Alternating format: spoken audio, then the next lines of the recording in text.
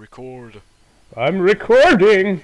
Alright, so as it has become a tradition, we all need to shout test very loudly. Okay. Alright. Test! Test! There we go. Good. So, well, we were talking about things that we could speak of so that you, our fellow listeners, can, hear. Just basically, I don't know what I'm trying to explain here, but we were talking about machinima, maybe. I knew that Fresh fucking, I don't know, he detests it. Everybody hates machinima. Well, I'm Yeah. not I didn't used to hate machinimas when they, actually produce quality. In I videos. know, I mean, Freeman's Mind was amazing. I didn't really watch any. Actually, all the Source stuff, all the fucking Janus Syndicate stuff was just amazing. Yeah, it was hilarious. Well, I'm not talking about just machinima as in the shitty YouTube channel. I am talking about machinima currently as a thing that is, being produced. Because what machinima is, essentially, is just... It started out as just a website to host machinima-related content. And then, over the years, it's just like, oh, Inside Gayman has just taken over and, fucking the top 10 lists that are stupid as hell, that are even worse than IGN's top 10 lists. What, do they have lists now and shit? They've had lists for the past years where it's just like, oh, top 10 disappointing games, or top 10 sexiest video game women, and top 10, I don't know, thickest necks in video gaming. Yeah, but I mean, Number one, the Corpse Grinder. We know he's not, a video game character, but fuck you. And while on the metal content, we have the headbangers from Brutal Legend. Blah. Well, yeah, those are bigger. But, yeah, basically, machinima, it's taken a downward spiral. So, Yeah, but I mean, everything that gets too big or too great or whatever takes a downward spiral. Oh yeah, shit. I almost forgot. Hello, people. As you can hear, it's not me that's really good at impressions and voices. So it's actually a third person here, and his real name is Mikkel, but you may know him as Ironbeard. Bjarne Ironbeard. Yeah, I'm Ironbeard. I'm the most active as the admin on. I think I'm the most active admin on the Facebook page, actually. Probably. Yeah. And I do some silly voices. I'm probably. Then maybe you should start banning the role players. What? There's people role playing in the Facebook. Is there? I haven't. I've seen some of it, but I think it's also people just being stupid and referencing Bruva and shit like that. I think I never actually. I'm gonna actually go in and check the Facebook page now. Not right now. We're doing a podcast. Dude, it's in the web browser, but whatever. Don't do it. Well, you can do it as long as you can think it. Yeah, I mean, if I find something really stupid that you need to hear, I'll fucking tell you. I mean, I don't think, and I can still read.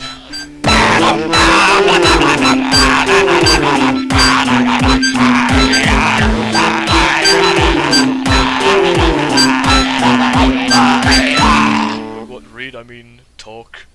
I can't even talk. Good job, Karl.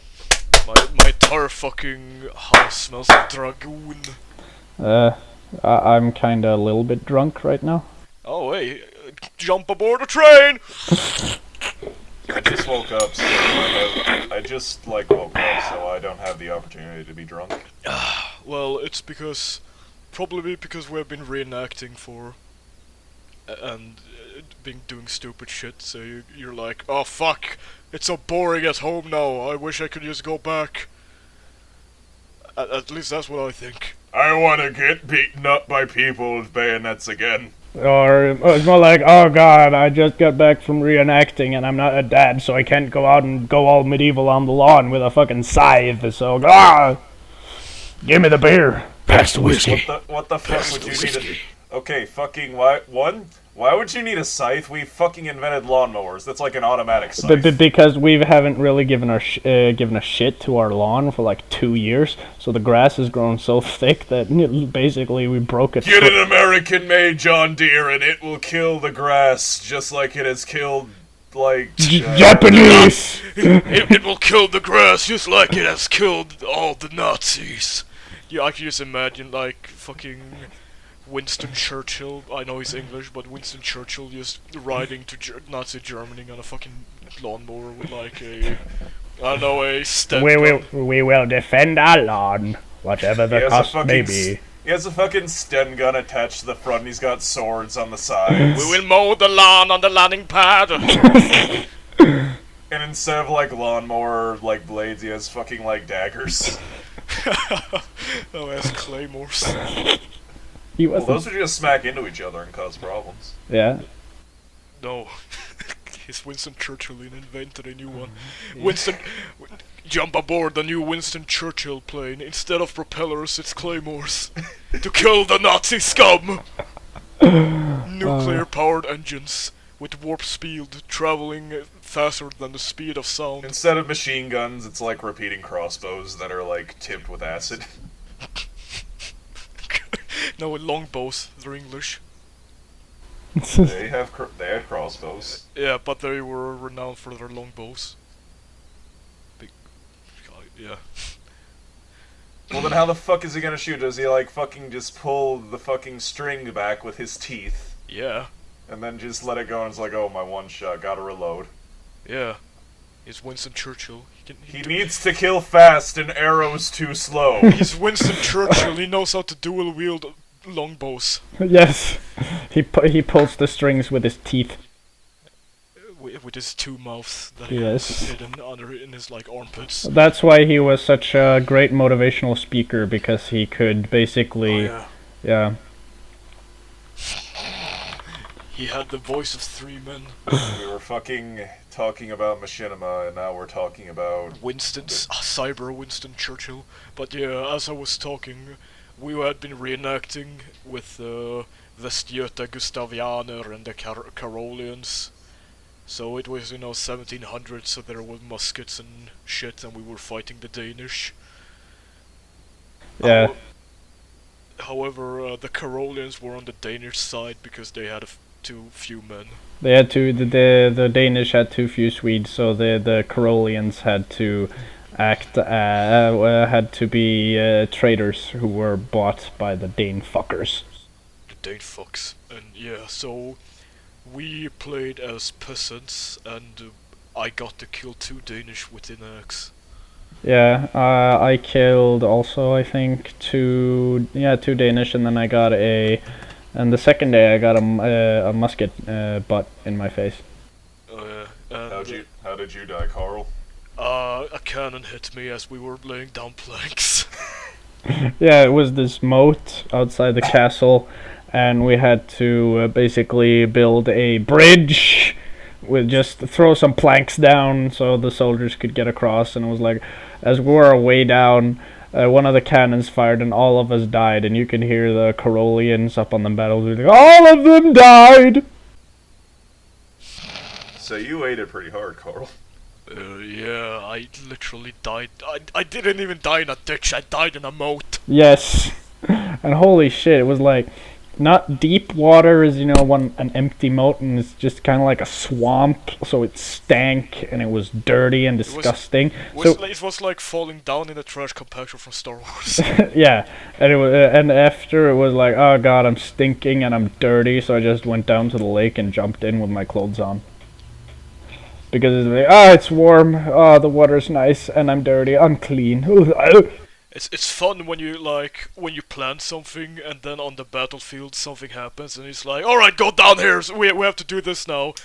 So it's like, alright, Karl, you're the corporal now, you got promoted on the battlefield. No, I want you to go down there and flank them from the right side for the force. I'm like, okay.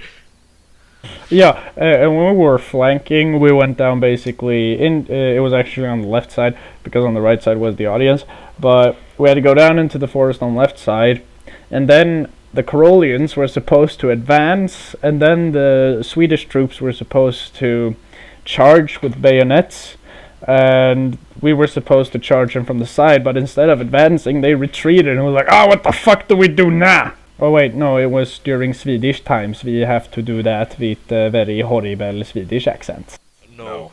I'm just going to talk like this because I talk more normally like this because I have been talking English for too long. Yeah. Now I actually have to fucking act when I need to talk with a Swedish accent. I know it is the same for me, and you always do it very much too ridiculous than what it actually is. If it's any consolation, I find the fact that you speak English a lot more fucking good than the fact that fucking you just shout your fucking meatball language at me and I don't know what the fuck is going on because there's so many goddamn sounds going on at once. That's basically it. Fucking Swedish chef looking motherfucker. And then there was a lot of singing during the night and drinking. Oh yeah, that part. Very much drinking. Very much drinking was great. Like moonshine and just great stuff. It was we did some 1700 dance stuff like sharing galop, and if you would basically try to translate that, that would be like fucking Alex wanted to play flute on my shoulder, so alright. Yeah, another dude we invited to come along, or two guys, Jack and Alex, they're musicians. So when one of the military drummers got up and started beating the drums for the dance, I basically kicked out Jack with his guitar and told Alex to get his flutes, and they basically we had a small orchestra, and it was great. And then sometime during the night, Alex wanted to play flutes while riding Karl's shoulders for some reason. So how'd that work out for you, Karl? It worked out. It's just that fucking he had to sit on my goddamn shoulders for like 10 minutes before he even started playing because we were just discussing, and I was like, oh god, my neck. Yeah, and it was those little kid, especially that little kid who always wanted to ride on my fucking shoulders. It was like I could basically sit there smoking, drinking beer, and he was like, "Can I ride your shoulders?" I was like, "No, I'm busy. What are you doing?" "I'm drinking beer." And I'm like, oh, fuck off. Yeah, and then during the night it started to rain, so what we did, we just moved all of the tables into the castle, and we sat there continuing drinking, playing music. It was great. And then they actually had a bar with a Norwegian guy who basically makes his own liquor, moonshine kind of, but apparently it was on 60% and it was fucking amazing. It was delicious. Fucking I sat there till like 4 o'clock until I and Elias the Karolian. Yeah. We were just, we were the only ones left, and I was like, alright, let's take a walk, and he just vomited everywhere. Oh, he did? Yeah, and I'm like, I've been drinking more than you, I think you should go to bed. Yeah, it was, we were actually, it was me, Elias, and some of the other Karolians who were in there. We did Rocky Road to Dublin and all those other songs. Yeah, and then after I you was just sitting there, and suddenly Mikkel comes in. Karl, you have to come with me. We gotta sing Rocky Road to Dublin. I'm like, all right, goodbye. And then we, sang some more songs like Johnny, I Hardly Knew Ya, After You Went. And then, we just did some Swedish songs, and Stefan Andersson's 113 officerare and stuff. Alright. I was just sitting there drinking the entire time and having drinking games and shit. I didn't get a blowjob this weekend, but during the medieval days was 2 weeks past. Good. I got laid. Fucking podcast material. I didn't get my dick sucked today this weekend. Alright, let's not talk about that because you don't want to talk. You don't want to talk about the campfire. It's not kid friendly. It's fucking common decency. Dude, Warhammer 40k isn't kid friendly. Right. Well, besides, we have to save that shit for Narl. Yeah, shit. We have to savor the dick sucking to Narl. But yeah, actually, I learned a new learned a new song when I was sitting there drinking. Which one? It's very short. Although Fresh won't understand it. Sing it. Confuse the audience. It's har du inget hopp på armar, kropp och ben så har du en tuss i röva. That's stupid. Good. The fuck did you just say about my hair? I also, oh yeah, I don't know why, but my favorite fucking song that I can know the lyrics for, remember the lyrics for, was when we were sitting there and they were singing about like a heavy ball sack. What? Pung pung pung pungity pung pung pung. You know, we just did, you know, normal Stefan Andersson songs like 113 officers, Här ska staden ligga, Svenska liljor, you know, all the national romanticism. The fucking the 1800s. Yeah. The 1800s were a bad time for everybody. Yeah, but that was the time, you know, when you know, national romanticism started appearing. You know, like, oh, our pride as a nation, glag. Alright, so now that we've been briefly talking about the reenactment, because European nobility and the noble sister fucking tradition. and the noble sister fucking. But yeah, let's talk about Oh yeah. Narl. Oh god. So I- I have to set aside some time for this because Narl is an intricate character with much lore to him, and many adventures that involve him. It's a very strange case. I know that Fresh have no one of you until this day knows who Narl is. No one. He's been referenced before. Fresh has referenced him a lot. I know that I referenced him in the episode 2.5. So I'm trying to get Alpha to make Narl one of the Inquisitors and text-to-speech device that shows up for like 10 seconds and does stupid shit, but that'll Will probably never happen because Alpha is lazy. The episode will happen. I'm not sure about Narl, and I'm fairly certain I'm not going to be building up a strong case for Narl. alright, so Or maybe I'm building up the best case. explain Narl to us, Fresh. Okay. So back in 2010, I was going to a tech school to learn a trade. But before you can properly like get into your class to learn your trade, you got to do some pre-class mathematics and fucking English classes to determine your reading level. Just shit like that to determine where you'll be if you're suited for this this trade you're going into. Was this before or after you were a friendzonio? This was after. Alright. Wait, Frensonio? This Go- was the fabled time when I was 18 years old and fresh out of high school. He was just a friendzonio, and that's really all you need to know. I have never heard that expression. Friendzonio, a Fedora-mancer. Oh! A fucking faggot. Well, yeah, you can call anybody a fucking faggot, but that's not fun. It's not creative. That shit might have flown like 4 years ago, but we need more nuanced terms. For Okay, people like this. so friendzonio and Fedora-mancer. Fedora Mancer Neckbeardius. Oh god, fucking. Just imagine like the Goblin King from the movie, but with a fedora or a trilby on his head. Fucking talking about Labyrinth, and you're talking about David Bowie with the trilby. Yeah, we're getting sidetracked. So Yeah, let's not. We're not here to talk about that. Narl. All right. Yes, Narl. So, in this fabled age of my youth, when Karl and Mikkel were 14, if that's, difficult to believe. I got into 40k roleplay.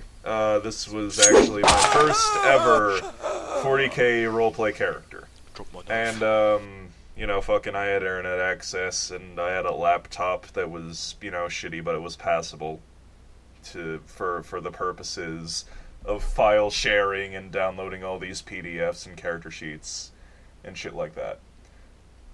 So, basically, a friend of mine at the time, I don't talk to him anymore, He was gonna run a Dark Heresy campaign.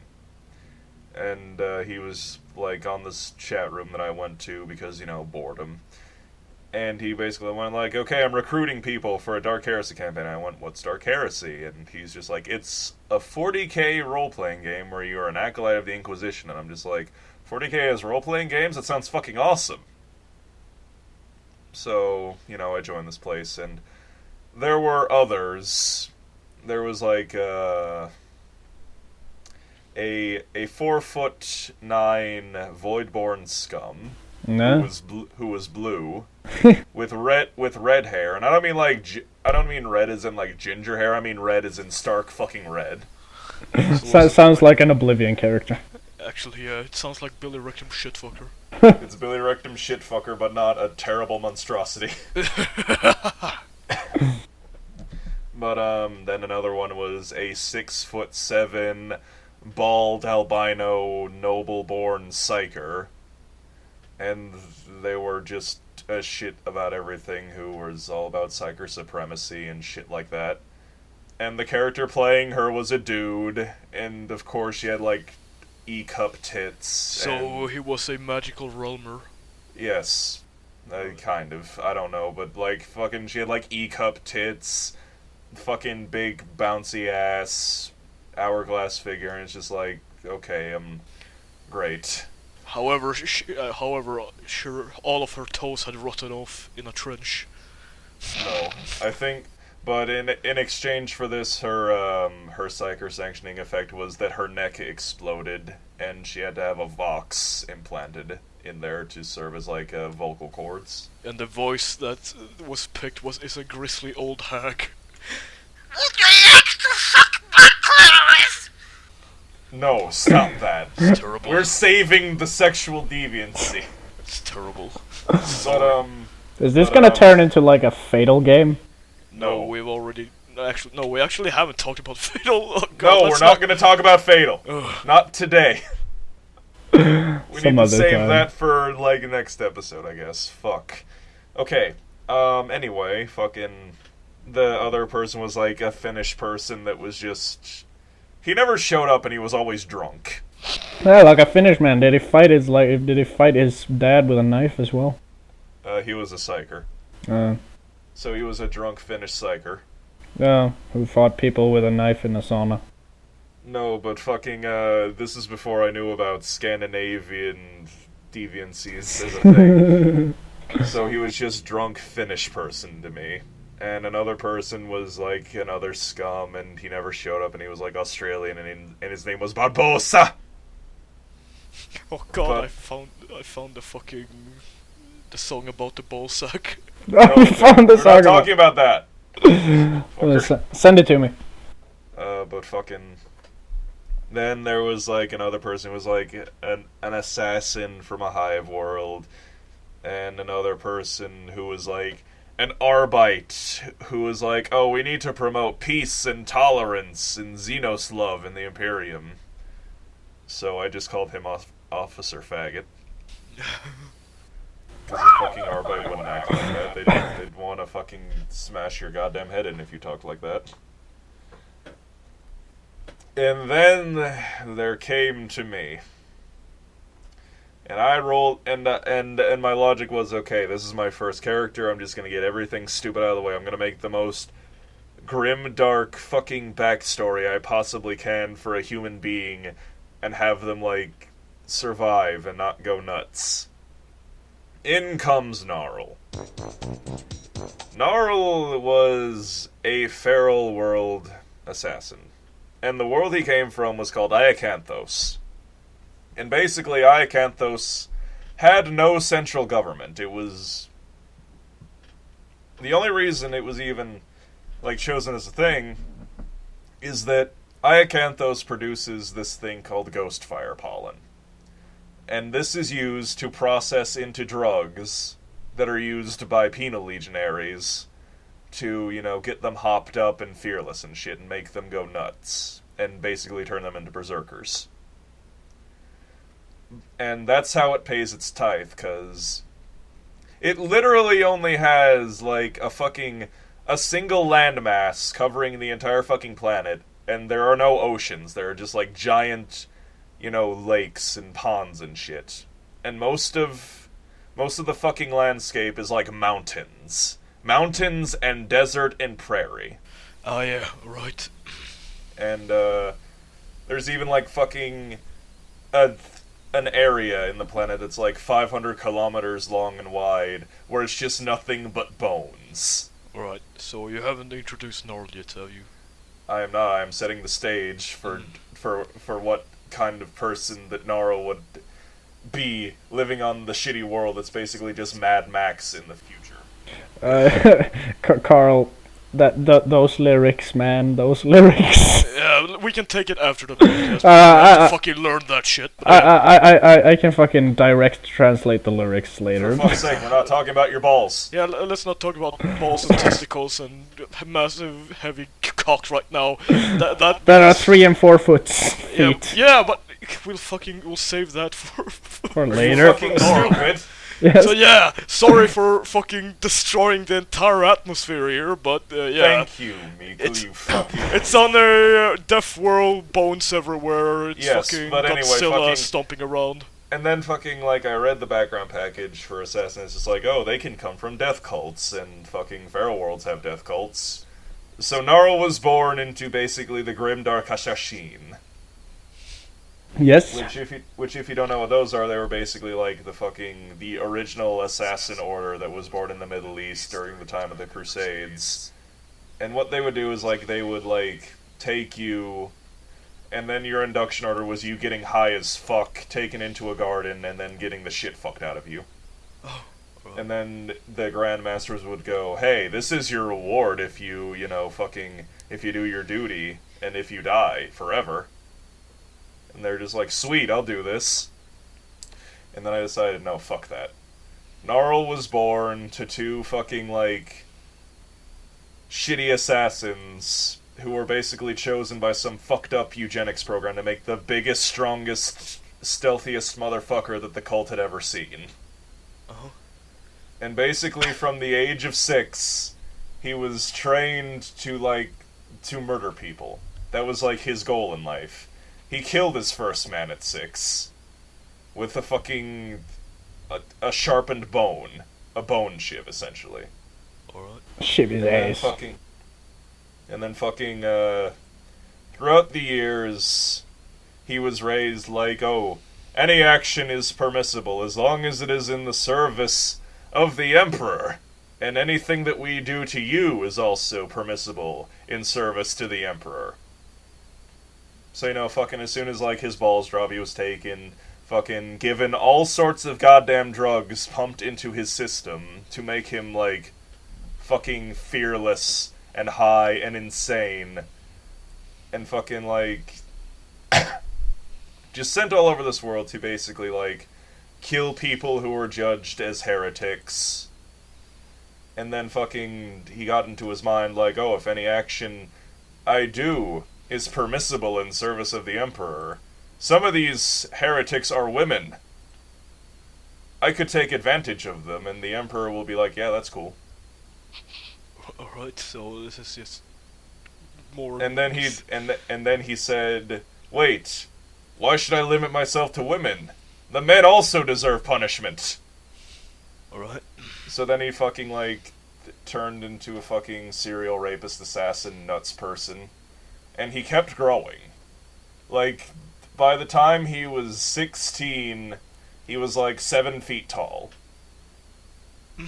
And muscled to shit. And basically, like, one of my friends was like, wait, if he's just been killing people since he was 6, and he also does the fucking Gregor Clegane-worthy bullshit behind closed doors, I need to calculate the time he spent on this. So it's basically... I didn't even know about Gregor Clegane. It's basically Gregor Clegane if he was an assassin. I didn't even know about the Song of Ice and Fire, honestly. Yeah, I know, but I'm just... Like, retroactively, it's just like The Mountain, but worse. I'm just making a reference here. Yeah. So that people can, like... Yeah, reference it. So basically, you're the desert that rapes. He was Gregor Clegane, but worse. It was the shadow itself that rapes everything. No, the shadow itself doesn't rape, he just steals everything. Yeah, but as I said, that rapes everything. Nah, true. We'll gotta talk about Shadow himself later. And Maybe. basically fucking... Like, my friend calculated the time that Narl spent, like, raping people, because that's what it was rape. He said it was 666 hours. For the number of the beast, And I'm just like, well, shit, Narl's cock is satanic. 666, the raping of the beast. And his like logic was, oh, did you know that the average rape lasts for 4 hours? The fuck? Oh shit. And I'm just like, well, shit, and Narl's been doing this since he was like 12. This is terrible. It is. I mean, But if remember- the Tumblr feminists heard you now, they would lynch you. Shut the fuck up, no one cares about Tumblr. We're not talking about Tumblr. We're not gonna involve Tumblr. Leave Tumblr out of this! If you speak of it, they come. Yes, that's exactly it. I can hear them knocking on my door. Fucking like, yes, the rape is creepy, yes, the rape is awful, I didn't use it to like fetishize anything, I fucking made it to show that Narl is not a good person. Like, the killing and shit, oh, you can just justify that in 40k, because everybody fucking kills somebody. But this motherfucker went after his targets, raped them, and then killed them, or, you know, did both at the same time, or killed them by raping them. Oh god. Oh yeah. Because at one point, the GM during all this was just like, I bet he has a tiny penis, and it's just like, if you say so, it's like, you know what, I want you to roll for it. I'm tired of your penis shenanigans. And then he told me to roll a 1d12, and each one would, like, represent, like, an inch. And you roll 12. I did roll a 12, so Narl had a foot-long penis. That's fucking terrible. Now it's actually turning into a fatal thing. You know, roll for penis length. It's just like, I didn't even want to do this. The GM literally made me do this. Because I don't think about the penis sizes of my characters. Why would I ever need to? It's not going to become relevant, but then GM's like, no, I'm tired of this. And then Narl had a foot-long penis that was like... And then I rolled the width of it. The girth. The girth, it was 4 inches thick. Jesus fucking Christ! Is 4 inches the circumference or the diameter? Both. It has both 4 inches. Oh, fucking So hell. Narl had a fucking... Welcome to the dick. first Karlcast. And fucking, this is like... Yes, it's bad. Yes, it's awful. I admit that it's bad and awful, but... Also keep in mind, I was 18 at the time and didn't think that this shit was, you know, bad. I thought that I was just going as grim dark as fucking possible. 40k in Feral World, because fucking... What the fuck would the moral guidelines on a fucking world of cavemen be? What would the moral guidelines of a bunch of cavemen assassins be?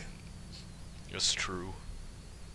And then Narl was just like, I am doing this for the Emperor. I am doing this for the Emperor. This is my justification. And when I go home and get, like, drugs injected into me that make me see shit, and I get fucked by, you know, slave girls who probably don't want to do this, or slave boys that don't want to do this, like, I am doing this and the Emperor smiles upon me. Like, the religion will make you do terrible, awful things, especially in 40k. So I didn't do it to fetishize it, I did it to, like, underscore fucking how morally not good Narl was. Yeah. And if it's any consolation, like, the fucking Grand Masters typically like, we need your services as well. And, you know, fucking got him high and used him to the point that they, like, damaged him and fucking, you know, stunted his growth from becoming even more than it could have been. He stopped growing by the time he was like 7 feet 6 inches. Right. So basically, and then one day, One day, and this is how he joins the Inquisition. One day he was told to, like, assassinate an off-world traveler, because you don't see those very much. And, outside influences are bad, except, when they're collecting the thighs. Oh no! Outside influence! Kill it! Kill it now and rape it!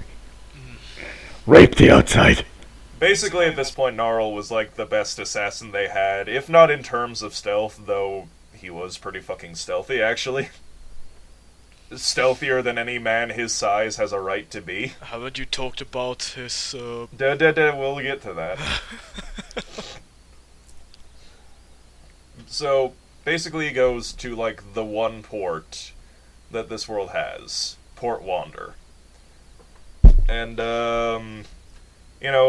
he fucking sees this, like, wizened man who's just, like, built, but he's, like, wearing strange-looking armor that has, like, seals upon it, and, like, intricate seals. And they kind of look like symbols of the Emperor, but, not exactly.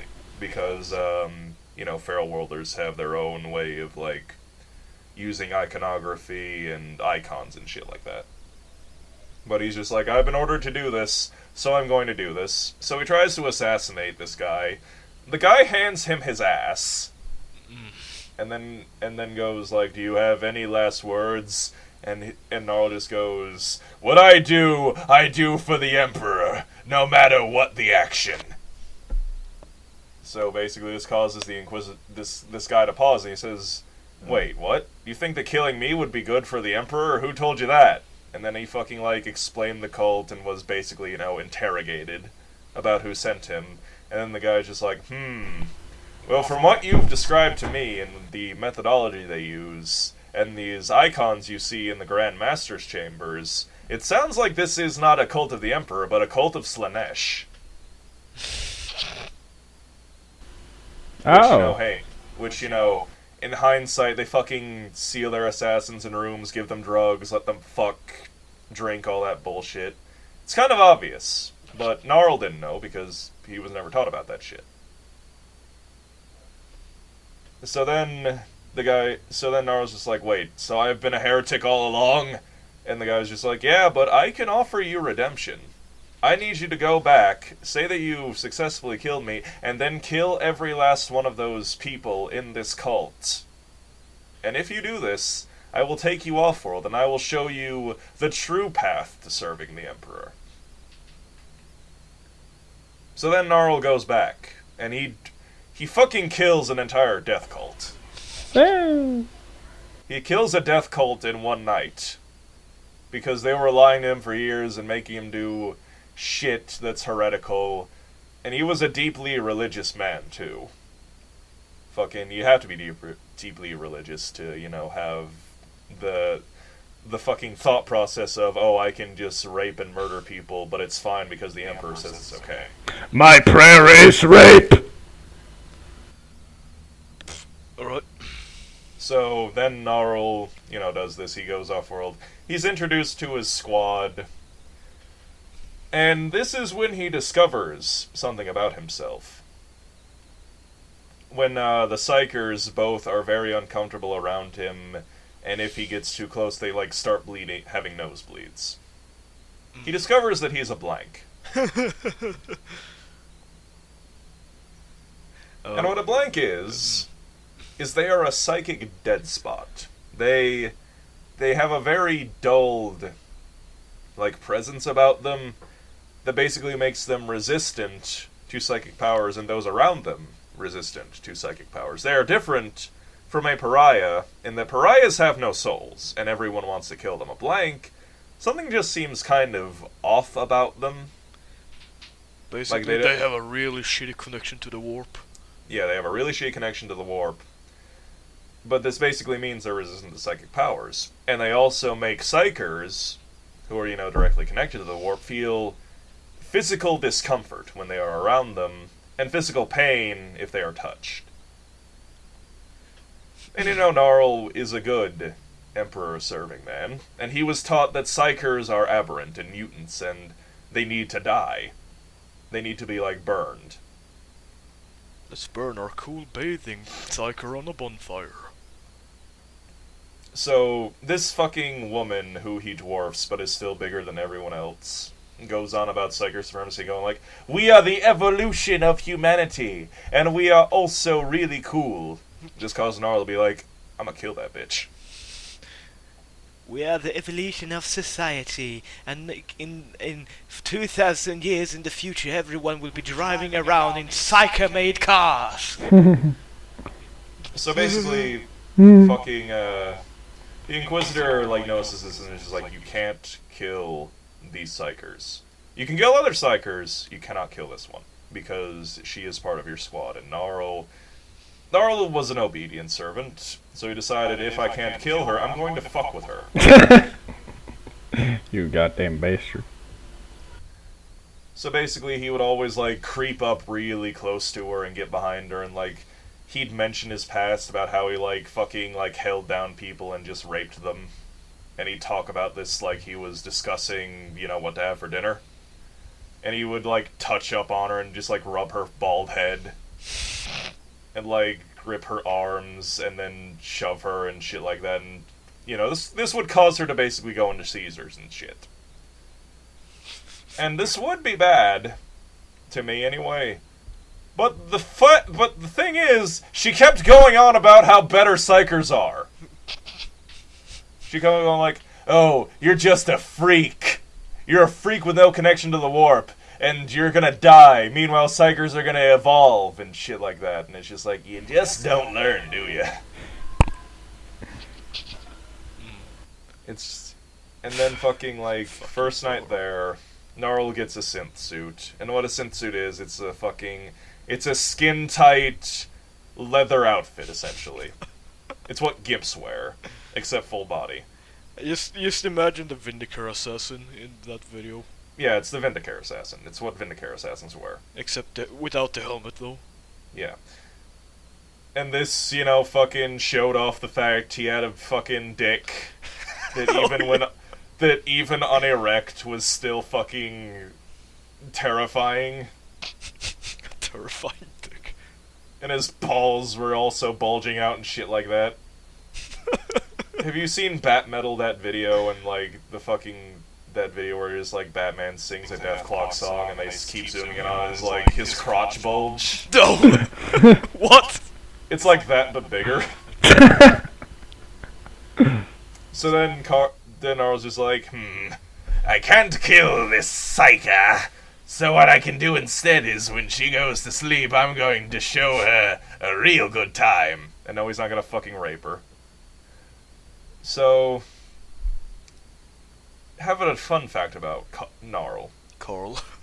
No, not Karl. Karl cannot do this shit. Even Karl will go like, "Hey, Narl, what the fuck are you doing?" Yeah. And, Narl had the contortionist talent. What this basically meant was he could bend his body at unnatural angles so that he could, like, fit into things better. And rules is written, even a man of his size and bulk, with the proper, if he passed the contortionist test, he could crawl through the vents. You're fucking like a snake.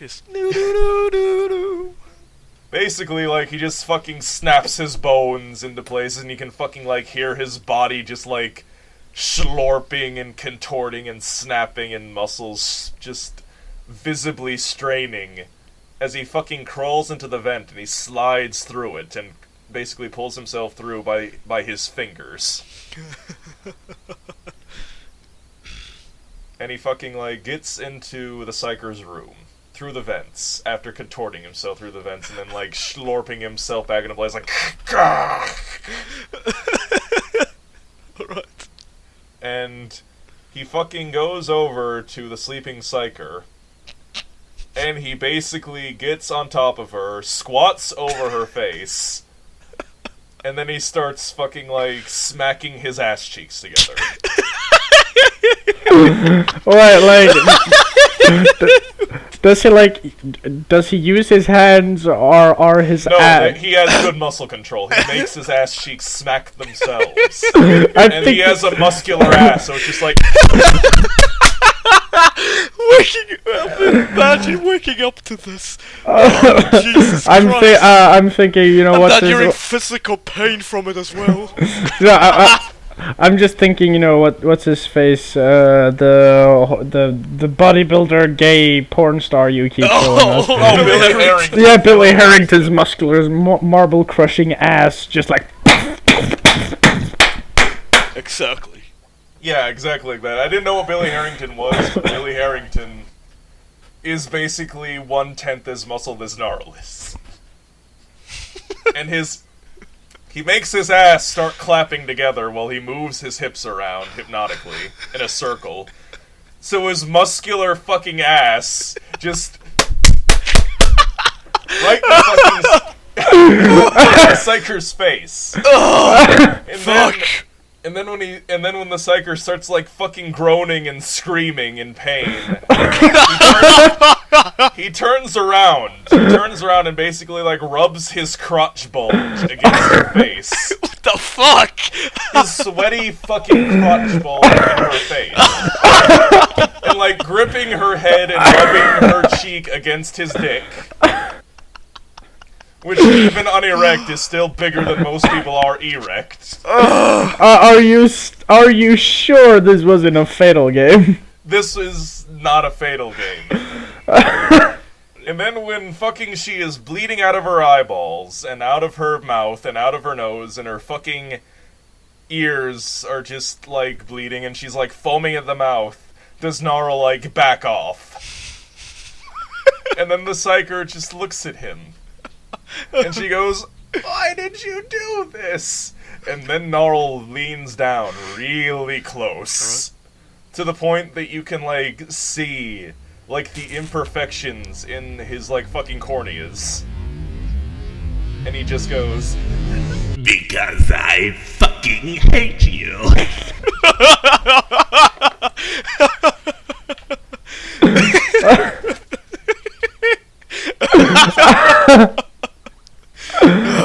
Good. Spiders. and, fucking... That was only the, like, the pre-game session where, you know, everyone is introduced to each other. Yeah. That's a good way to introduce yourself, though. Smacking your ass cheeks together with your, but only using your ass cheek muscles. And the hips to, like, you know, rotate it and make it even, like, louder. You should have, like, rotated it in a, you know, 8 symbols, so it's like...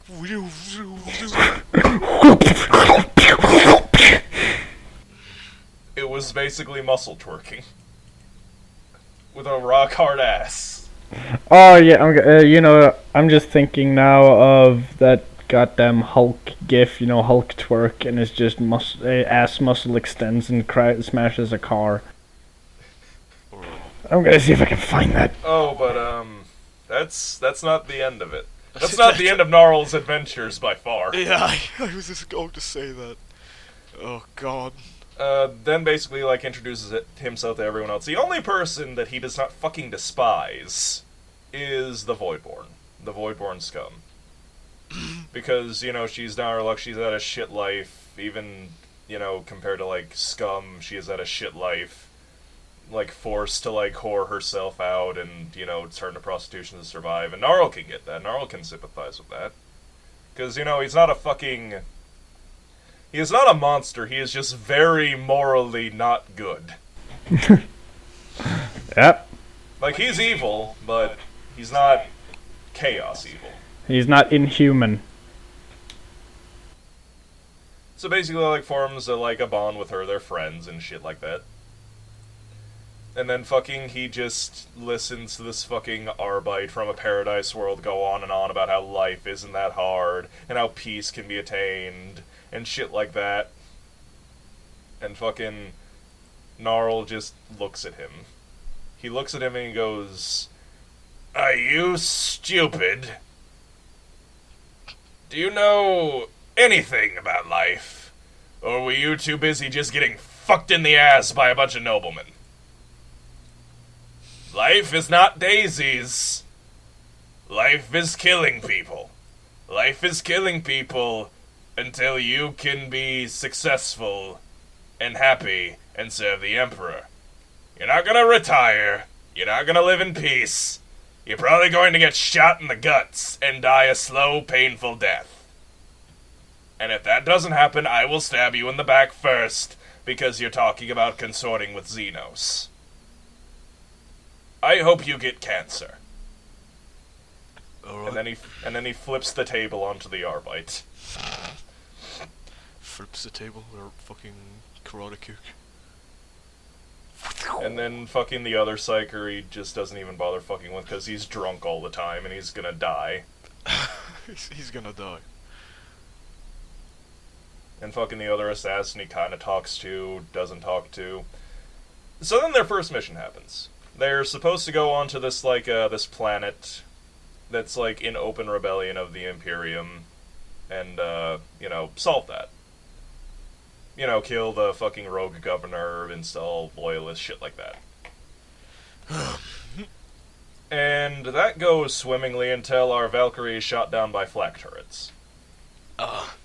And we crash in the middle of a fucking forest, and our Valkyrie is precariously perched over a cliff. Ja, vi har ätit! Our first action, my first ever test in Dark Heresy, was to find a way to navigate down a half-crashed Valkyrie without falling off a cliff and dying. Right. The Psyker just opens up the hatch and levitates herself. Jag kan inte komma just nu, jag är ganska upptagen. Vi håller på att spela in en sak. Meatballs! Oh, Alright, shit. so that didn't happen because I cut it out. Yeah, I was sorry. Anyway. I thought I turned off my microphone. I need to yell But, at my mom. anyway, fucking...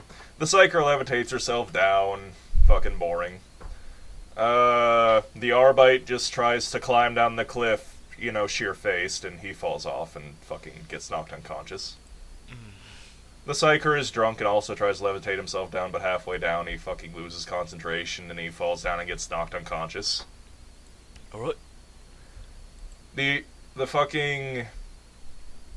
Narl just pulls out a fucking rope, ties one end to the hatch, and then, you know, lowers it down to the ground and, you know, fucking such in a way that he can, you know, hop down at the end of the rope in such a way that, you know, he won't die. Yeah. And the scum follows this example because she's smart. The assassin also tries to do this, but critically fails to climb a rope and falls down and gets knocked unconscious. Right. So half the party is unconscious. So we have to carry their unconscious asses through a woods. Narl's carrying, like, all three of them on his back. And then we run into a rogue military patrol that was, like, patrolling the forest to see if there was any survivors from the Valkyrie. So, combat begins when the Psyker brilliantly decides to shoot at them with an auto pistol. Yeah. And they have a Jeep. With a heavy stubber on it. Subvert. It is time! So combat begins. The drunk psyker goes first, and he fucking he tries to manifest a power. I don't know which one, but he fails, and he gets Perils of the Warp. Yes. Yes! Perils of the Warp, if you don't know, are basically, you know, the warp going fuck you. It's the warp just fucking having a seizure fit on you, and you may or may not die horribly and kill everyone around you, or if you're really unlucky, kill everyone on the planet by summoning a greater demon. Well, greater demons weren't a thing back in Dark Heresy. Well, they were, but you couldn't summon one on accident. That started in Black Crusade. The fucking Peril of the Warp he got was Blood Rain. Which, you know, causes the area to rain blood, psychic phenomena happens, everyone has to, like, take a willpower test to not gain, like, insanity points and shit. Oh yeah, by the way... Raining blood from a laser in the sky! Bleed horrors! Alright, there we go. I don't know what that was. Slayer. Anyway. Fucking, combat happens, generic combat happens, then the psyker, the drunk psyker, fucking... I have a fun fact about Blood Rain. If you cast another psychic power in Blood Rain, another Peril of the Warp happens. Oh, delicious. Automatically. Because the veil between reality and not reality is so weak. He fucking casts another psychic power. Oh. He rolls a 100. Oh. Alright. But that's not the Demon Host one. 100 is the warp fucking eats you. You're dead. You just disappear. Yeah, you die. So he died. That was the first death of the campaign. Drunk Psyker being stupid. So then we kill him, shit like that. That's not the interesting parts that happen. We're gonna... we're gonna skip... we're gonna do a time skip to the party being there for like a week. You know, doing like guerrilla warfare against like an entire rogue government because their backup died. Yep. We're in a mansion. We find a mansion. And we find this mansion, and it was a supply depot for like the rogues. And they're gonna come, and they know that we're coming, by the way, because we haven't been subtle about the path of destruction that we've just been fucking leaving everywhere. Like, Narl's been cutting people open and sticking them to posts and, like, fucking, you know, making Aquila signs with their fucking intestines. And he's, you know, been, like, crucifying people and shit like that. Narl's not a nice guy. Fucking, we get to this supply depot. They've been, like, flooding it with hallucinogenic gas, but, you know, fucking... Narl's wearing a gas mask, so he doesn't care. Everyone gets high, but, you know, then we discover, like, where it's coming from. Well, Narl discovers where it's coming from, shuts it down, shit like that. And, fucking... the Arbite finds a harpsichord and decides, hey, I'm gonna play the harpsichord. Well, what's a harpsichord? Look up what a harpsichord is. Isn't it kind of like weird? It's kind basically a piano. Yeah, weird kind of piano. Alright. So he fucking rolls a 1 to play the harpsichord. He gets perform harpsichord. Fucking Narl goes up to the harpsichord and just fucking chops it up with his sword. Because he's just like, we're supposed to be stealthy. But, you know, the real reason was he fucking hates the Arbite and just wants to ruin his life and his fun.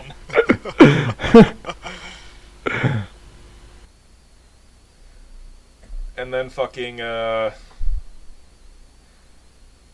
the fucking, like, we discover there's a convoy coming. They know we're here already because we're not subtle. They have artillery and shit like that. So then the Voidborn goes up there and I was just like, hey, we might die here, wanna fuck? Uh-huh. And then Narl's just like, he's balancing his options. Who said this?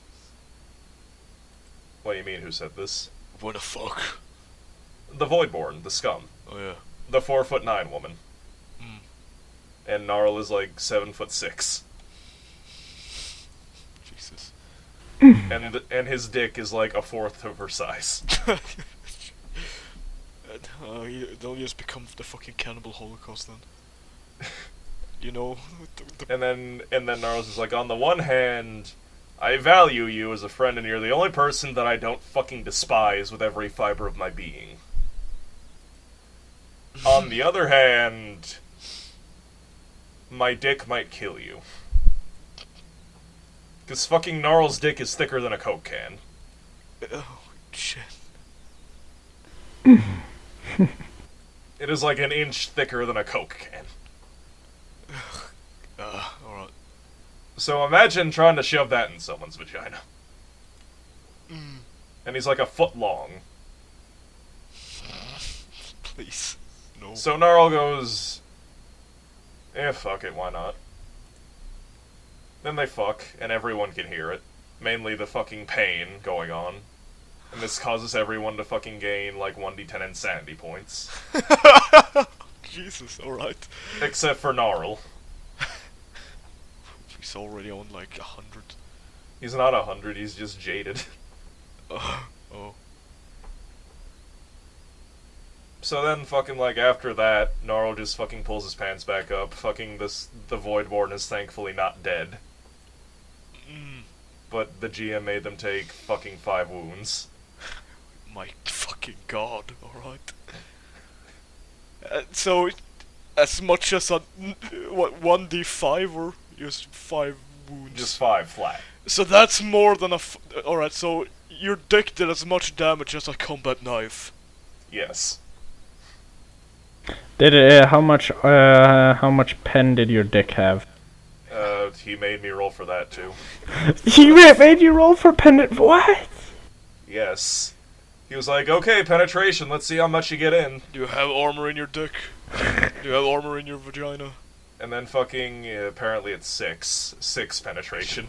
Oh shit! What? Your dick is more effective than a combat knife. Your dick is more effective than... It has more It penetration causes than a internal las gun. damage. No, it's just like, oh, penetration, I'm just gonna make you roll for how many inches you get in, then 6. So, 6 penetration, he gets half of it in. Oh, alright. That's terrible. It is. Even I'm just going like, I didn't want to do this. I mean, it could have just been a simple fade to black, but the GM's just like, no. Who was this GM? Some British guy I knew. Alright, fucking- I want you to roll how long your dick goes in there, so I can record. I'm recording this right now. I want to jerk off to it later. I didn't want to do that. I didn't want to do that, by the way. But the GM just like, I'm just like, fine, whatever. I dropped my knife. You drop Narl's dick. This is niet bra waard ook. And then fucking he made me roll to see if I got her pregnant or not, which I did. Oh no. Should I use the condom? What's a condom? Use the guts of your enemies. God, I don't want to imagine how many bastards Narl has. Oh god. Alright. But, Tyrion Lannister. But fucking, then, like, the assault comes, and fucking... They start fucking mortar shelling us. But Narl decides goes, fuck that! Because he recently found, like, a cache of grenades, and he's just like, neat. So Narl now has 5 grenades. He fucking, like, leaps out a fucking window to, like, basically charge at them. And he notices, like, 3 dudes are, like, setting up, like, C-15 charges. So Narl's just like, ooh. So he fucking leaps out of the corner, goes, BLEH! And because he's just like a fucking more than 7 feet tall shadow monster, they have to fucking pass a fear test. Which all of them fail. BLEH! And he fucking tosses a grenade at them as they're shitting themselves, and then he runs away. I think like he skipping happily, like oh hee ho hee ho hee ho hee ho. So he fucking like kills 3 dudes after making them shit themselves. Alright. And fucking like he's charging at the mortars while the mortars are now actively firing at him. Because they don't want him to get close. They've heard stories about him. Fucking, then there's like other people trying to charge him. He's just like fucking moving and killing at the same time because he just uses a sword. It doesn't even have a mono edge to it because he hasn't been able to upgrade it. He just has a regular fucking sword. That like, because of like the world he comes from, I said was like, I don't know, a mix of like a scimitar and it was basically just like a scimitar, essentially. So he's fucking going around with a scimitar, just fucking killing people that are charging at him. Like, trying desperately to tackle him to the ground, or just, like, shoot at him. Yeah. So I just want to imagine, this 7'6" mountain of meat, just never fucking stopping. Never stopping moving, just, like, slashing at people and just, like, eviscerating them. Alright, so Because, like, because of his size, the sword is also gigantic. Of course. Is it like a thick blade as well? No, it's not. Alright. It's made for cutting people. Right. So it's basically a flamberge. Yes. He's going around with a fucking flamberge, just like fucking cutting people apart like a fucking Dark Eldar. Okay. Because he doesn't fucking stop. And he had fucking the dice gods on his side, because he rolled criticals all the fucking time. So he'd be like fucking cutting people in half, or cutting their heads off, or cutting their legs off and letting them like bleed out. The in dice mud. gods are terrible people. Yeah. So by the time, so before he could even like get to the artillery, he killed like 10 dudes. But then something amazing happens. The artillery has to like roll operating tests to reload their ship properly. They critically fail. They load in a shell backwards. Fuck. Okay. What? Are you going? Fuck you, idiots. They load in its shell backwards. Fucking as soon as the hammer just like fucking hits it to like launch it, it explodes. Then that causes the other artillery to explode, and then the ammo supplies they had to explode, and then the munitions they had to explode. So there's just like a fireball happening, and Narl is just like fucking seen in the fireball. Like a fucking Satan. Hey, Satan.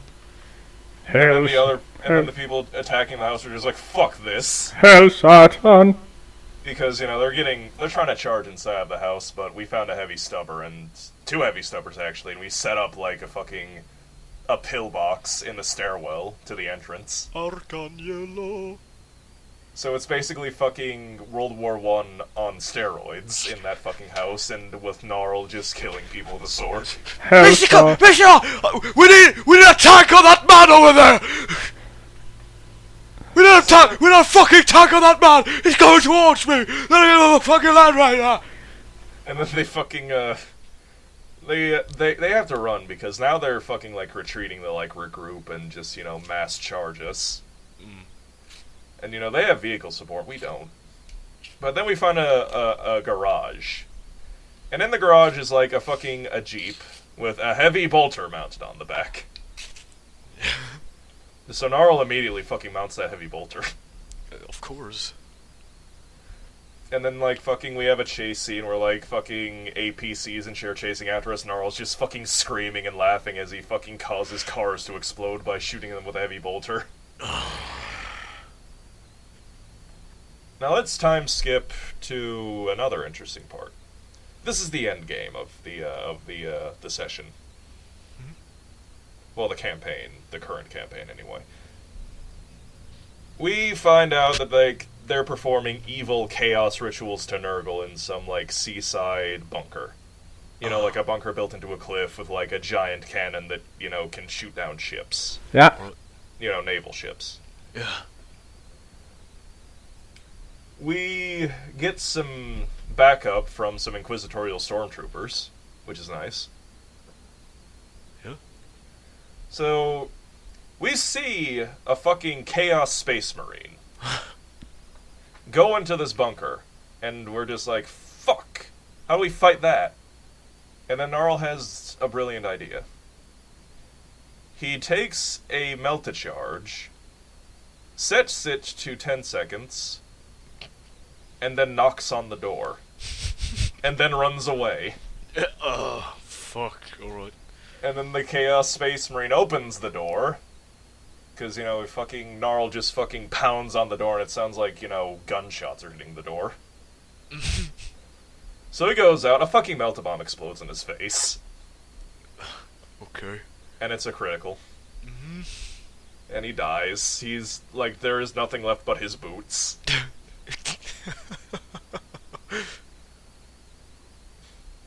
Yeah. So then Narl just like leads this fucking expedition into like this you know, the entryway to the bunker, and we have to go through this cavern.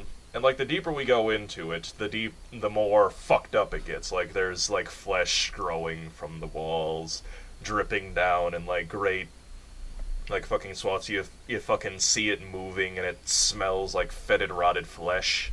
Alright, yeah. So we get to this, like, main antechamber. And there's a fucking Plague Marine standing in front of an altar of Nurgle that's going nuts. Is the altar going nuts, or is the... The altar is going nuts. It's, like, glowing and, like... Alright. It's fucking doing evil bullshit. You can hear Satan's laughing in the background. No, wait, you can hear, you know, fucking Hitler's ghost Screaming at you. in the background. Or whatever he's Fucking, So then everyone else starts shooting it, but we're not doing damage to this fucking thing. Like, Karl, if you think that the Plague Marines and Only War are badass, the Dark Heresy Plague Marines are twice that. Ugh. Because they have, like, unnatural toughness times 16. Well, no, they have an unnatural toughness bonus of 16. Oh, Jesus. Their armor covers, like, 9 to everywhere. They're typically armed with, like, bolters with, like, plague bolts in them. Which do, like, 2d10 plus 5 damage, toxic 6. Uh-huh. And, you know, it's like, if you get hit with one of these things, you're gonna fucking die. Yeah. Like, Plague Marines are badass. But luckily, Narl... I rolled really good on his wounds, and I kept buying every sound constitution one I could, so I had, like, 20 wounds. Alright. In fucking game terms, that's a lot of wounds. In terms of a normal human being, Narl is basically fucking almost as... He has as much wounds as a space marine. He can basically die 3 times more than a human being could. Yeah. He's built like a shit brick house. So he fucking goes up to one of the stormtroopers like, I have an idea. Give me one of your melta-bombs. And there's like, oh, okay, what? So then Narl just leaps over the fucking cover and starts charging this fucking Plague Marine. Yeah, again. Alright. He doesn't, like, fucking... like, the Plague Marine keeps missing him. Fucking... How? Because Narl is charging, and that gives, like, minuses to hitting with range. But you're a fucking brick wall coming towards him. Yeah, but still, it's a minus 20 to charge. I also have dodge plus 10. Yeah. Oh, Jesus. I mean, charging Like I said, Narl is more limber than any man of his size has a right to be. You're fucking crab walking towards him as he's missing you. He's just doing fucking flips and shit. It's like a fucking Jet Li movie. I just imagine you fucking slithering across the floor like a snake really slowly, and this fucking Nurgle dude's just panicking, shooting everywhere but you. No, he's fucking like... he's going as fast as he fucking can, which with his agility was like fucking 24 meters per turn. Yeah. So he's like fucking sprinting, and fucking on a lucky shot, the Plague Marine actually hits him and shoots him. He doesn't shoot him enough to, like, kill him, though. He's, like, down to 2 wounds. But then I go to the GM, you know, Plague Marine... You said this Plague Marine's stomach is exposed. That means that, conceivably, I can do this! And then fucking Narl punches the fucking Meltabomb through the Plague Marine's gut. Isn't that crack a grenade or something, though? No, it was a Meltabomb. Yeah, oh, shit, alright. So fucking he just activated it and, you know, punched it through this fucking Plague Marine's guts. And you could, like, hear the, like, slurping and the organs moving around, and, like, you could see, like, pus and fat leaking out of where he punched it. Mm-hmm. So now I was like, okay, now I'm gonna hide. And they fucking, like, ducks behind, like, a wall. And then the Meltabomb explodes. Yeah? But the Plague Marine is still alive. Shit. He's, like, down to 5 wounds, but he's still alive, and now he's on fire. Yeah, and what is it? Everyone else... What is it? How much is it? Fire damage does it? Is it you have to do like roll 1d10? It's like 1d10 per round. Per round. Yeah. And like the GM said that this guy's on fire because he's a fucking Plague Marine. He's not gonna fucking stop, drop, roll himself out of this. So then the fucking Plague Marine the next turn dies because of fire damage and crumples to ashes and shit like that. And then Narl just is... He is clutching his side because he got shot in the torso. He got shot in the intestines. Shit. Yeah. So you can, like, his armor is ruined, you can see, like, the muscle and the organs underneath, and he's just, like, basically holding himself together. Mm. And then the GM rolls on an organ chart to see which organ I lost, because he was fucking reveling that shit. Because, I just fucking ruined his boss battle. Alright. And then I only lost my appendix. Narl only lost That's his the appendix. appendix.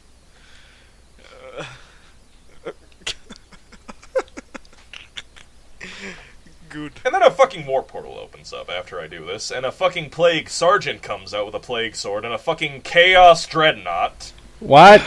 Oh, so it's like, you fucked up my boss Well, battle. they were some. Well, like, the portal was acting as, like, a place to, summon up evil shit. Have the real boss battle here. And then fucking, like, out of another warp portal, fucking Emperor's Children Thunderhawk. What? Yeah, fucking out of nowhere, fucking warp portal, and then I was just like, okay, I'm getting the fuck out of here. How big is this? Well, wait. How? Imperial big, so, fucking huge. Oh. Yeah, but how are the Emperor's Children and the Nurgle Marine basically cooperating with you? No, they're fighting. Okay, Like, good. the Emperor's Children start, like, fucking firing on them, and then, piling out of the fucking Thunderhawk going nuts. And then I was like, fuck this shit, I'm out of here. I just imagined all of this happening in like a tiny basement. Like suddenly a dreadnought and a fucking Thunderhawk comes in. So then Narl just fucking retreats, and he's just like, hey, stormtroopers, come on our retreat, we're the actual important ones, and they're just like, oh, okay. So then we fucking run, and we get to, like, we manage to escape.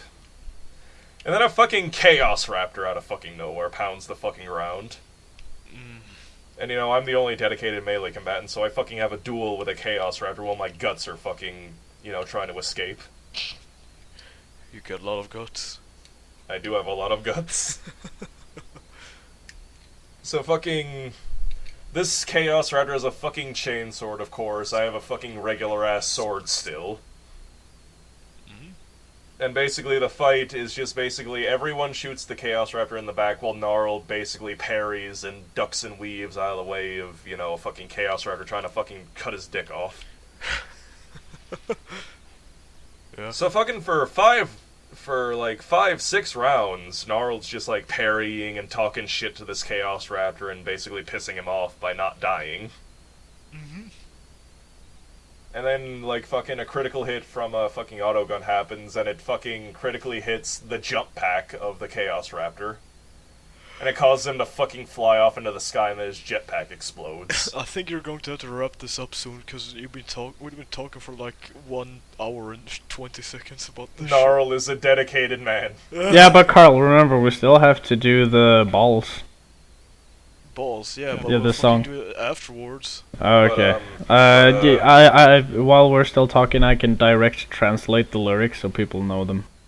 But, then Narl just, like, that's the end of the session. Like, we fucking exterminate the planet, because it's going nuts. There's demons and Chaos Space Marines, and we can't handle that shit. Oh yeah, and Karl, I want to do this because I want to hear Fresh's reaction. And Narl, by the end of that campaign, was, like, level 4. Oh. So then we all get to fucking, like, fucking Narl gets shaved and scrubbed clean and fucking, like, Oh yeah, probed for chaos corruption. because he's hairy like a fucking gorilla. Oh yeah, he's hairy like a gorilla too, so fucking big muscular man with hair covering literally every inch of him. With excellent ass muscle control. And a dick that's bigger than a shoe. Oh yeah, but now we're gonna talk about a man with an even bigger dick. And that's the end of the campaign, because there was another session after that that was like fucking, supposed to be more espionage based, but then the GM quit, and everyone kind of went their separate ways, and that is the end of the Narl Chronicles. Hey Fresh, now I'm just imagining Narl running around saying, How can I be a hero when my dick is big as a shoe? But it's bigger than a shoe though. Unless it's fucking clown shoes. Are we gonna do the ballad about Theobald Thorne? Be a hero when my dick's as big as a clown shoe. But That's not the end of Narl, though. That's just Yeah, the end but of his, like, Well, we pissed off can. adventures. You called can say- It's the end of the conversation, but Narl became an Inquisitor, and now he's doing his own thing. Let's Yeah, see do if Narl version part 2 later. How can I be a hero when my dick is as big as a shoe? But yeah, shall I direct translate the Ballad of Theobald Thor now, Karl? And that's Narl now, and Mikkel's gonna sing about balls. I don't know. I'm not gonna sing. I'm gonna direct translate this song from Swedish to English. Okay. Don't take the entire song though. Oh, it's hilarious. I have to. Please.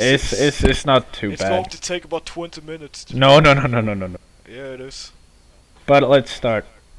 The song's name is The Ballad about Theobald Thor. A man was named Theobald Thor. He was a skilled timbre major. His success was great when he swung and span his dick, because it was a big dick. It was long and hardy and heavy. From its top to its root, it was 3-4 feet. And a medium backpack for balls. Ballily balls. One day, Theobald went out for a while to air his Member. to air his member in a moist field. He met a cute little lady with a dog who saw him swing his dick. And then comes the refrain, because it was a big dick, long and hardy and heavy from its top to its root. It was 3-4 feet, yada yada yada, with a middle-sized backpack for ballily balls. Theobald tried a trick he learnt, and dropped his dick with a hearty whip on the head of the dog, who deceased when he spun and swinged his dick. Kill this dog by dropping his dick on him. Okay, I'm not gonna do the refrain. After the lady's angry shout, he was put the same night into a lone cell to spin and swing his dick. Refrain. When the charge came into court, the prosecutor said stop, that you can't go around showing around your penis and spinning, Just showing around your cock. showing around your cock, spinning and swinging your cock. But the judge, he was tolerant. He said, I do the same. I think it's interesting to spin and swing my cock. So Theobald, he went free, and because the judge, we think that ladies, they're not gonna give a crap about a man spinning and swinging his cock. That's a Swedish drinking song. Welcome to Sweden. And that is the story of Narl and the song of the big dick. This fucking Norse theme song. About a man with a 4.3 pung. Alright, so Yeah, we'll record that later. no, I don't want to record that because we need to learn it ourselves. True. Alright, We'll so- learn it and sing it at the pub later. Yeah, I really want to do that. Alright, so But yeah, Narl's tale was interesting, and it was full of blood and violence and ass clapping, and I didn't even get into all. I had to fucking abridge that shit because he did more insane shit, and then we got into Ascension, and now Narl is an Inquisitor. Ah. So hey, Alpha, if you need a hyper-violent Inquisitor who wants to just murder people And rape them. go ahead. No, not rape. He doesn't rape anymore. Oh. He got over that. Oh, he got over his raping addiction. He got into an intervention. He's like, no. Hey, he is married now, and he has a son called Flavian. And now Flavian rapes. He is exactly the same as Normal. Who is exactly the same as he is, Because because I you- rolled up all that shit. You rolled up all that shit and it went exactly the fucking same. Alright, so now we need to continue on with Wizard People, dear readers, as we did last time. And since Mikkel is here, meaning we're 3 people, so we're... Oh shit, I dropped my knife. Meaning so that we will take 3 chapters. Okay, so who gets the first? Who gets chapter 3 then? I get chapter 3. Send me a link to the fanfic. It is there. Is Wait, it? it's not there. It is right here. So who gets chapter 4 then? Karl gets chapter 4 then, I guess.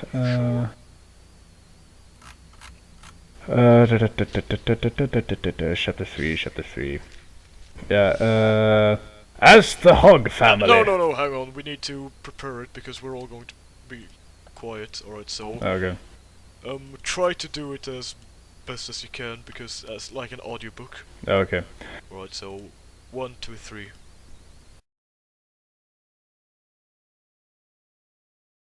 As the Hog family enter their home to regroup after Harry's formidable blow, Uncle Porkflaps tries to tear Harry's wig off before remembering that Harry is a boy, and probably his hair is real. No more magic! His throat rasps without its usual gravy lube. Realizing his throat is foodless, Uncle Piggums exits for the kitchen.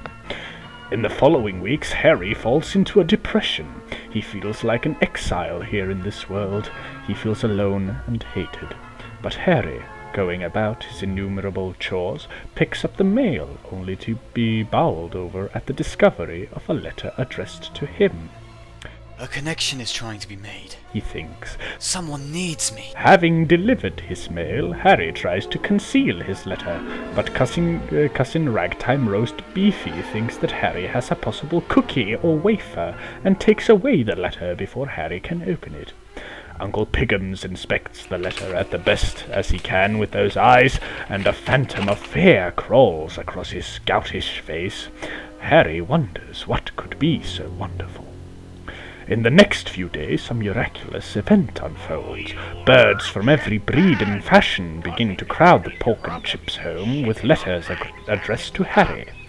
The uncle is beginning to feel the pressure. Harry, in a spiral of depression, turns to the escape of the world of miniature equine aficionada. He produces many a wine-out-of-nowhere spell and is drunk every day before noon. He is only half aware of his uncle's battle with the birds. The aviary horde perch on everything perchable, topping the yard, car roof, and all in hawker. Shitting on my damned car! A hawker-like bird waste, and of course the letters. Every bird revels in the madness it is inducing on Uncle Salt Porker. The house, under drifts of letters, molting and bird shit, now pushes the uncle to burn anything that is represented on paper.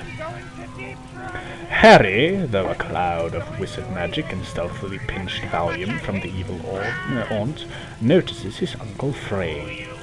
One morning, while doling out biscuits, Harry listens half-heartedly to his uncle's plans of a giant cat to be unleashed upon his feathery foes, but Harry's attention is drawn to the window. Sunlight. Harry could almost cry at this simple gift of the universe. If it weren't for those awful people, he would cry. But he must not show weakness, or else they'll hand him his ass. He tries to focus on the yard, and the birds, and... Why are they trying to contact me? These facts make their way in through the jungle of consciousness, just as a veritable fountain of bird-propelled letters issue forth onto the family. Harry decides that this is it. This is the moment! I must make my move in this masking of a snowstorm. And I will take one letter into my room and whisper it to my horses and see what they think. Oh, how the wine talks, but Harry cannot make it into his tiny door, even impeded by the onslaught of letters. Now totally bonkers, Uncle Porkstar crashes down on Harry. The battle that would have been is now a sad display. Harry at the drunken bottom of a depression well, and his one formidable foe, mindless and flailing.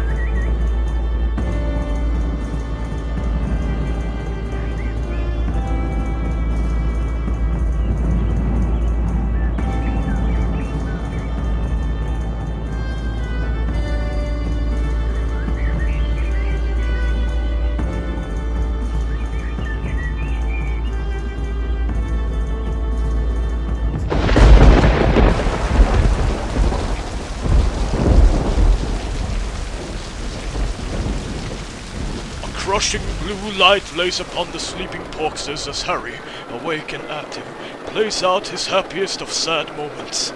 Sigh. His birthday, of course, but who could care? Especially out here, where love is dashed upon the rocks like a rose given as an insecure apology. Love. Don't give up on it. Harry, make a wish upon it, upon the stars. But blam! Blam! Blam at the door! The Porktown family scatters into position, but what bursts in the door is far more than expected. It is Haggard, the horrible, the nightmare of hair, a wall of a man, but buried under his woolen chest is a heart that I'd trust a baby with. After politely shutting the door, Haggard turns to the squawking uncle and aunt. His face is a mask that displays he is in no mood, and he bends the gun that is pointed in his face, straight in half. A bullet ejects into the heavens, interrupting an angel's sleep. But oh no! Harry! Haggard confuses roast beef and wheeze for Harry! No! Don't take that chili barrel to Hogwarts! Then Harry rolls into view. I am Harry. Now, if you cry easy, be careful here, dear readers, for Haggard produces for Harry his first ever birthday gift. It is a cake, handmade no less, with love, by a warrior of the wind. Who are you, nice man? Harry asks, feigning a child's air. Haggard says, Haggard, and tells Harry that he is the gatekeeper and keymaster at Hogwarts. Harry is confused, though he knows how to play his cards. A man like this could be in the market for a sidekick. What is Hogwarts? A masterful play by Harry. Haggard stumbles around with words and seems to put off a bit that himself. Clearly, sidekicking for Haggard would suck balls. Haggard can't contain it anymore and just drops his secret. You're a wizard, Harry. Harry, with the talent of Lawrence of Oliver, feigns surprise. I can't be a wizard. I'm just Harry. I'm just Harry. Again with the oil of Oliver. Well, just Harry. I imagine then that lions are just lions, and gods are just gods. You're a special boy. You don't know it, but you and I go way back. Oh, Harry wishes that he could have a glass of wine or something right now. Haggard gets up from the couch and produces a letter. It is clear now that Haggard is a bird friend, for indeed it is the same letter as before. Harry begins to read. Come to Hogwarts and become a wizard, Harry Potter, it says. He reads thus aloud. Uncle Baconface races in to interject in a split parade which Harry translates into a most disturbing disclorance. The pigs knew all along! They knew that Harry's parents were wizards, of course. And now, the sickest, pinched-off mouth of an aunt lets out that Harry's parents did not die in a car crash, but were, of course, destroyed in a much cooler way. A wizard's fight. She begins then to berate Harry's mom, calling her names and trying to say that Harry sucks and stuff like that. Her venom is sharp. Sucking is nothing Harry wants to do. Haggard then steps in, seeing that Harry is in no state to argue for himself. This night is going to end good for Harry. End of story! As roast beef weaves grabs Harry's cake and begins to munch it, Haggard describes the pigs as muggles to Harry. Music-hating, magicless muggles. He lays down the law on Harry's schooling. A big fat yes! He's going! Haggard also goes on to say that the great Dumbledore is the teacher at Hogwarts and that he will make Harry into a man and stuff. Uncle Fatrain spews and slanders on Dumbledore's in return, and Haggard gives him a truly horrible face and points his magic umbrella and starts to say a spell like, Don't you ever talk again, fatty! But the slobbering, smacking jowls of roast beef Louise interrupts him. And zap! goes Haggard with the umbrella, and voila! A curled up Cheeto shoots right out of roast beef Louis' bottom. Woohoo! Shouts Harry. About time he burst the Cheeto. He's been trying to birth it for years. Haggard takes a sip of what has to be whiskey and hands the flask to Harry. Harry takes a giant pull, and then Haggard says, "Let's get out of here." You like flying motorcycles? Harry replies. Anything's better than crawling. They both laugh and hold their bellies like two Santas on opposite ends of the scales. Harry gathers up his worn-out shoes and stuffs that he wants to take with him.